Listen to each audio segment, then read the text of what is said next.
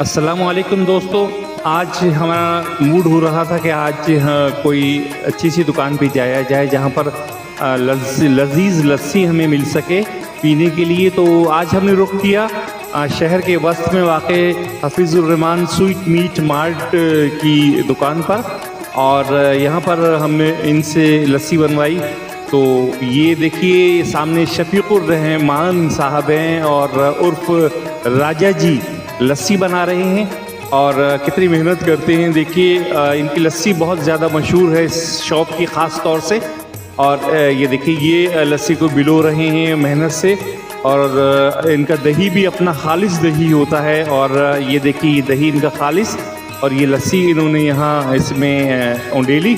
और उसके बाद इस दही को भी गौर से देखिए कि किस कदर सॉलिड दही है यहाँ पर, और सॉलिड दही मिलता है, सॉलिड दही की लस्सी तैयार होती है। सो यही वजह है कि सॉलिड लस्सी और फिर खालिस दूध की जो आमेजिश होती है वो लस्सी को मज़ीद मज़ेदार बना देती है। बर्फ़ इन्होंने डाली और उसके बाद ये थोड़ी सी मलाई इसके ऊपर, ये देखिए जो दही की मलाई होती है ना, बालाई जिसको कहते हैं, वो गिलास के ऊपर डाली जाती है। और ये जनाबे वन पेश की पीने के लिए।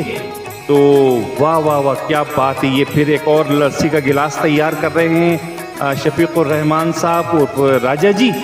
और उसके बाद ये लस्सी, इस लस्सी को पीने के लिए दूर दराज से लोग यहाँ आते और इस शॉप पर आते हैं, स्पेशली लस्सी से एंजॉय करते हैं, लुत्फ़अंदोज़ होते हैं और बहुत अच्छी लगती है। इसके अलावा ये देखिए पूरी और हलवा का नाश्ता और चनों का नाश्ता भी यहाँ दस्तयाब होता है, बिल्कुल ताज़ा ताज़ा।